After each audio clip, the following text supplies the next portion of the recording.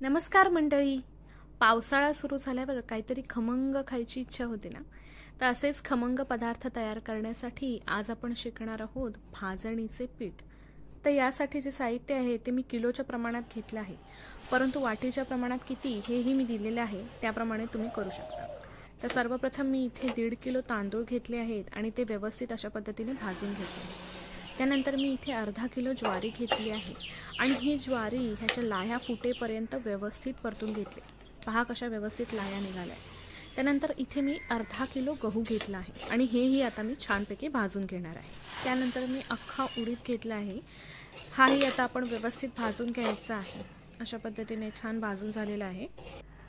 त्यानंतर इथे मी 1/2 किलो हरभरा, ज्याला चणा असे म्हणतात, तेही घेतलं आहे आणि आता हेही छान व्यवस्थित असं लालसर होईपर्यंत भाजून घ्यायचं आहे. त्यानंतर इथे आता मी 100 ग्रॅम मूग घेतले आहे आणि हेही आपण छान व्यवस्थित भाजून घेऊया. आणि चांगले भाजून झाल्यानंतर अशा पद्धतीने काळसर थोडासा रंग येतोय ना. त्यानंतर इथे मी 100 ग्रॅम धणे घेतले आणि आता हेही आपण छानपैकी भाजून घेऊया.